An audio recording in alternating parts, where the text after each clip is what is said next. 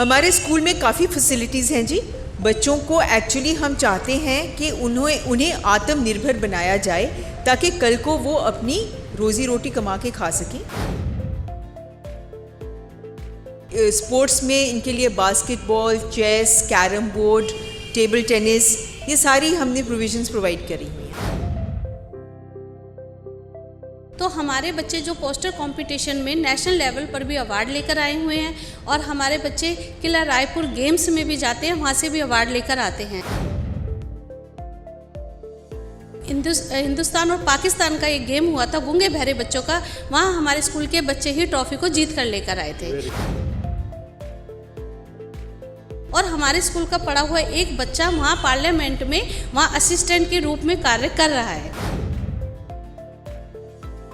कि आप आइए देखें कि एक गूंगा और बहरा बच्चा किस तरह से वो संगीत की लय पे नाचता है, गाता है और परफॉर्म करता है। वो प्ले भी करते हैं, वो नाटक भी करते हैं, वो मिमिक्री भी करते हैं अपनी साइन लैंग्वेज के द्वारा। नमस्कार, मैं संदीप शर्मा एक बार फिर तुहाडे नाल रूबरू हो रहा। सो लगातार जिद्दां कोविड जा रहा है, अपना प्रभाव छोड़ रहा है, उदा सारी जिंदगियां जिहड़ियां हैगियां एक नॉर्मल बिहेवियर च वापस आ रही हैं। सो जिंदगी कह लो तो जिंदगी एक बारी वापस अपनी लय दे विच आंदी नज़र आ रही है। सो इसे श्रृंखला दे विच जिथे सारे स्कूलों नूं खुल्लण दी हुण इजाज़त मिल गई है, सो उत्थे ही एक लुधियाना दे विच हमड़ा रोड ते एक स्कूल हैगा, school for the deaf children. So असी अज पहुँचे उत्थे दी मैनेजमेंट नाल गलबात करते हैं कि इत्थे दे की हालात है और इस स्कूल दे जिवें कोविड दे विच सारे स्कूल बंद सी, सो इस स्कूल भी बंद सीगा। सो हुण नवें सैशन दीयां की गल्लां चल रही हैं। सो गलबात करते हैं मिसिस वॉन्डर नाल, जोड़े कि डॉक्टर वॉन्डर दी वाइफ भी है और इस मैनेजमेंट दे विच पार्टिसिपेशन भी कर रहे हैं। नमस्कार जी। नमस्कार जी। मैम आपका नाम? मैं डॉक्टर सिमरन वॉन्डर हूँ। मैम जैसे ये स्कूल सभी बंद थे, तो हमारा ये school for the deaf children जो है ये भी बंद था। सो अभी नया सेशन कब से स्टार्ट हो रहा है, क्या क्या कर रहे हो? ये नया सेशन 1 अप्रैल से स्टार्ट हो रहा है जी। और उसके लिए हमारी एडमिशन्स खुली हैं जी। और ये हमारा, मैं बताना चाहूँगी कि ये बड़ा पुराना स्कूल है। ये 1971 में इसकी शुरुआत हुई थी। ये लुधियाना एजुकेशनल सोसाइटी रजिस्टर्ड है, उन्होंने ये स्कूल शुरू किया था और हमारे पास एट वन टाइम 160 बच्चे बिफोर कोविड इधर पढ़ते थे। हमारा इंडोर हॉस्टल भी है जहाँ बोर्डिंग भी है और बाकी प्रांतों से भी बच्चे आके इधर शिक्षा प्राप्त करते हैं। मैम जैसे आपका प्रेमिसेस देख के ऐसा लगता है कि स्कूल में और आउटडोर स्पोर्ट्स वगैरह की भी प्रॉपर प्रोविजंस हैं, तो और क्या क्या फैसिलिटीज़ हैं? हमारे स्कूल में काफ़ी फैसिलिटीज़ हैं जी। बच्चों को एक्चुअली हम चाहते हैं कि उन्हें आत्मनिर्भर बनाया जाए ताकि कल को वो अपनी रोज़ी रोटी कमा के खा सकें। ऑल्सो हम पूरी डेवलपमेंट उनकी करते हैं। ये स्कूल एफिलिएटेड है पंजाब स्कूल एजुकेशन बोर्ड के साथ और स्पोर्ट्स में इनके लिए basketball, chess, carrom board, table tennis, ये सारी हमने प्रोविजंस प्रोवाइड करी हुई हैं। मैं बात करना चाहूँगा, सीनियर मैम भी हमारे साथ हैं। मैम जैसे मैम ने बताया कि ये 1971 से स्कूल है। सो जैसे स्कूल इतना है, पहले तो ये बता दीजिए कौन सी क्लास तक स्कूल है और जैसे स्कूल के जैसे हम कहते हैं कि school for the deaf children, so पर डेफ जो चिल्ड्रंस हैं वो भी काफ़ी एक्टिविटीज़ में और उनके भी काफ़ी हुनर होते हैं। तो क्या यहाँ स्कूल के बच्चे कहीं कहीं बड़ी बड़ी ऑर्गेनाइजेशंस में कहीं उन्होंने भी अपने जो चमत्कार किए हैं? हाँ जी, हमारा ये स्कूल जैसे मैम ने बताया 1971 से रन कर रहा है। हमारे पास एक टाइम पर यहाँ 280 बच्चे थे, पर कोविड के बाद अब 160 रह गए हैं। तो हमारे बच्चे जो पोस्टर कंपटीशन में नेशनल लेवल पर भी अवार्ड लेकर आए हुए हैं और हमारे बच्चे किला रायपुर गेम्स में भी जाते हैं, वहाँ से भी अवार्ड लेकर आते हैं। तो हमारे बच्चे क्रिकेट जो हिंदुस्तान और पाकिस्तान का एक गेम हुआ था गूंगे बहरे बच्चों का, वहाँ हमारे स्कूल के बच्चे ही ट्रॉफी को जीत कर लेकर आए थे। तो हमारा जो दिल्ली में सेंट्रल पॉइंट है, वहाँ पर दिल्ली में कि इनको 3% रिजर्वेशन दी जाती है, तो वहाँ पर भी हमारे बच्चे गए थे कि हमें संसद भवन में भी नौकरी दी जाए। और हमारे स्कूल का पढ़ा हुआ एक बच्चा वहाँ पार्लियामेंट में वहाँ असिस्टेंट के रूप में कार्य कर रहा है। तो हमारे स्कूल की जो उपलब्धियाँ हैं बहुत ऊंचाइयों पर है। हमारे स्कूल में stitching, computer, speech, home science, ये एक वोकेशनल ट्रेनिंग के रूप में दी जाती है। अब जैसा मैम आए हैं तो उन्होंने शुरू करवाया कि ब्यूटी पार्लर भी शुरू किया जाए, कि जैसे मैम चाहते हैं कि बच्चे लड़कियां अपने सेल्फ डिपेंड हो जाएं।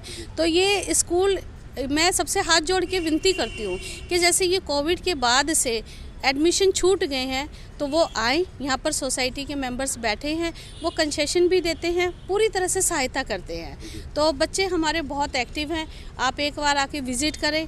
और हमारे स्कूल में सारी फैसिलिटी दी जाती है जो एक नॉर्मल बच्चों को दी जाती है। मैं ये पूछना चाहूँगा, जैसे लुधियाना में आपने बहुत अच्छी चीज़ बताई कि संसद भवन तक आपकी अप्रोच हो गई है, आपके बच्चे वहाँ तक पहुँच गए हैं, तो और किस तरह की चीज़ें, जैसे ये जो बच्चे हैं स्कूल में अभी पढ़ रहे हैं, वो सिर्फ लुधियाना के ही पढ़ते हैं या बाहर से भी आते हैं? नहीं, हमारे पास राजस्थान के, हिमाचल के और आसपास के जितने भी हैं, जैसे गुरदासपुर, ये ऐसे पंजाब के आसपास के प्रांतों से भी बच्चे आते हैं। उसके लिए हमारे पास हॉस्टल है, उसमें वो बच्चे रहते हैं। उनको खाने से लेके उनके पहनने ओढ़ने तक का एक एक चीज़ का ख्याल हमारी सोसाइटी रखती है।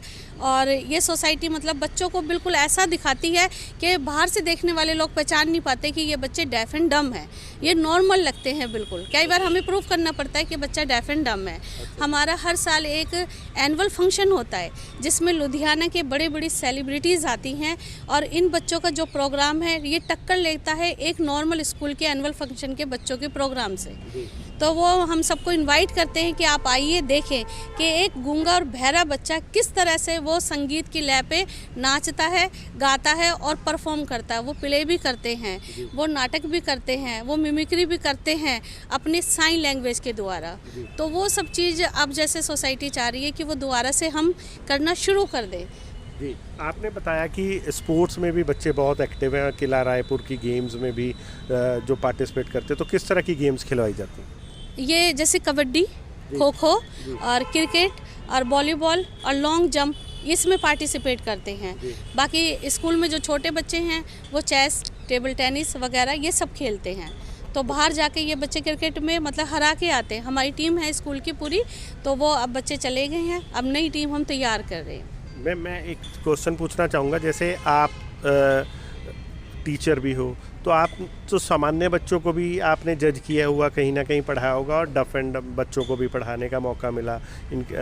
तो एक कोई ऐसा आपको फ़र्क नज़र आया कि जो डफ एंड डम बच्चे और सामान्य बच्चों में कहीं कोई फ़र्क, किस तरह का कोई फ़र्क आपने एज ए टीचर किस तरह से जज करते हो? फ़र्क तो बहुत है।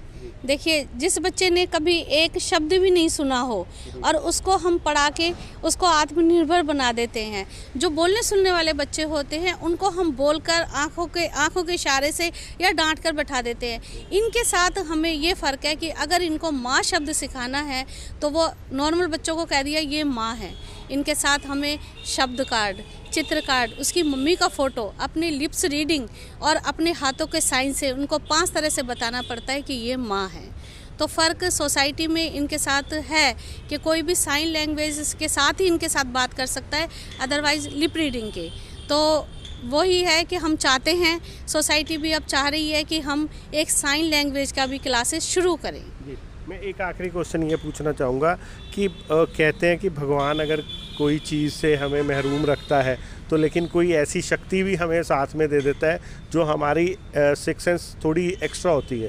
तो अगर जैसे इन बच्चों के साथ कुदरत में कहीं ना कहीं कुछ अनदेखा हो गया तो लेकिन कोई ना कोई इनमें एक सेंस ऐसी भी डेवलप होती है जो सामान्य बच्चों में या सामान्य लोगों में नहीं होती। आप टीचर हैं, आपने कभी जज किया होगा कि किस तरह की इनके पास पावर होती है जो एक सामान्य बच्चों में नॉर्मली कम देखने को मिलती है? आप बताएं। ये आपको इनको ज़्यादा तजर्बा है। ये हमारे साथ ये ट्रेंड टीचर हैं पहली बात, और ये 21 सालों से इधर पढ़ा रही हैं। सो इसका जो तजर्बा सही आंसर यही दे सकती है। हाँ, जैसे मैं देखती हूँ क्लास में कि 8th क्लास की मैं इंचार्ज हूँ, मैं वहाँ देखती हूँ कि बच्चे बैठे हैं और मैं उनको पढ़ा रही हूँ। नॉर्मल बच्चों को हम बोल देंगे कि ये क्वेश्चन कर लो, लेकिन वो बस मैं कई बार नॉर्मली बोल जाती हूँ कि ये क्वेश्चन कर लो। बच्चों में इतनी सेंस है, वो कहते हैं मैडम फ़ोटो भी बनाना है।